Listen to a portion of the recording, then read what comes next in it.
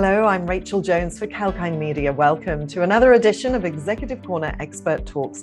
Now, in this edition, I'll be speaking with Riccardo Canevari. He's Managing Director and Chief Executive Officer at Radiopharm Theranostics. That's a clinical stage radiotherapeutics company working with cancer patients. So welcome, Riccardo. It's great to speak with you today. Thank you very much. Thanks for having me. Now, first up, Riccardo, could you first give us an introduction to your company? Tell us what you do. Sure, with pleasure. So you already mentioned that our focus is oncology, and more specifically, we like to leverage the innovation of the radiopharmaceutical technology in oncology. It's a new pillar in oncology, very promising with specific mechanism of action, and this is our area of expertise. We really hope that we can bring better outcomes to patients living with oncological disease, leveraging our pipeline. And I must say congratulations on your recent licensing agreement with the University of California, Los Angeles Technology Development Group. And that's for the dual action antibody DUMP19. So what does this development mean for the company? Well, we already have a great pipeline, but when we came across this asset with UCLA, we really thought that this for us was a must-have. We were really intrigued, first of all, of the disease area, osteosarcoma, and maybe we can discuss more why this is so critical and important. But the technology itself is really promising. It's a monoclonal antibody with a dual action, so it's targeting not only the tumor cells, but also the microenvironment around the tumor cells that protect the tumor and let the tumor growing. So this dual action is very important to potentially treat this critical disease. Absolutely. So yes, let's talk a little bit more about this antibody and how it does work for osteosarcoma. Osteosarcoma, I said before, unfortunately is a tremendous disease because it's affecting young kids and young people, usually between 6 and 17 years old. And unfortunately, beyond surgery and chemotherapy, there is no additional therapy available for those patients. So there is significant unmet medical need. And when we saw the possibility to bring a new products, to bring new hope for patients in this area, we thought that was the right thing to do. So we look at DUMP19, this specific antibody, as a unique way to be super targeted to the cancer cell. So our hope here is really we can treat the cancer without the side effect that chemotherapy or other therapy has. And when you talk about young kids, this is very important. Absolutely. So are there any other cancers or areas of study where this antibody may see promising results?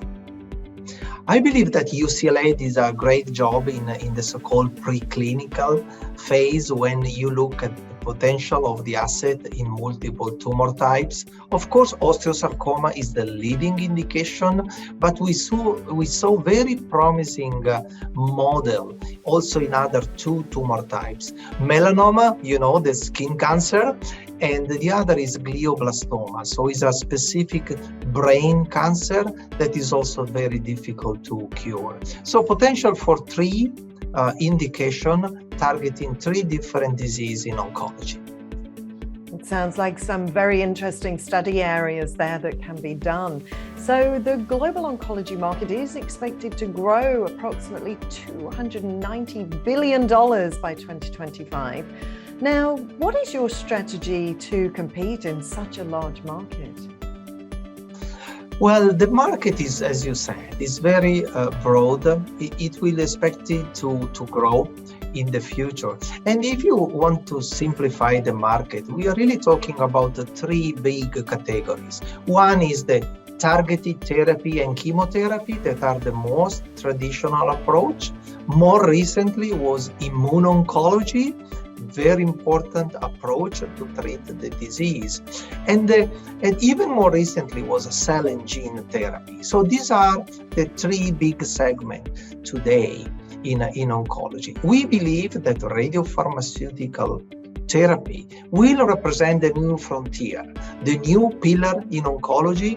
So we believe that having a deep pipeline, as we do in this sector, will help our oncologists, our physicians, to have more possibility to use these products either as standalone or in combination with other available treatments to maximize efficacy and safety in patients with oncological disease.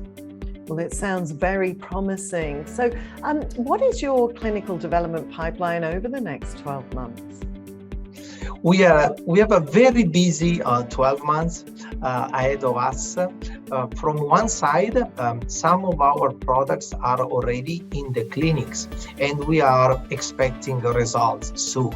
So one important milestone that we will have in the next few months is a phase 2 trial in brain metastasis with one of our imaging agents. This trial is conducted in London and the Imperial College of London. We expect results soon, and we are very interested to see how this phase 2 will read out.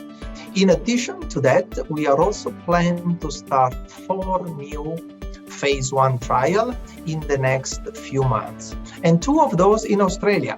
So we are starting a trial in breast cancer and a trial in lung cancer here in Australia, in addition to a trial that we will start in US. So it's really putting our pipeline into clinical use and to see the early results in patients with different tumor types. Well, it definitely seems like a busy year ahead, and we'd love it if you would keep us updated here at Kalkine. Thanks so much for your time, Riccardo. Thank you very much. It was great to be with you, and I will keep you posted with all the great news that we are working on. Excellent. And that was Riccardo Canevari, Managing Director and Chief Executive Officer at Radiopharm Theranostics. And if you missed any part of that chat, you can catch the full interview on our YouTube channel, Kalkine Media.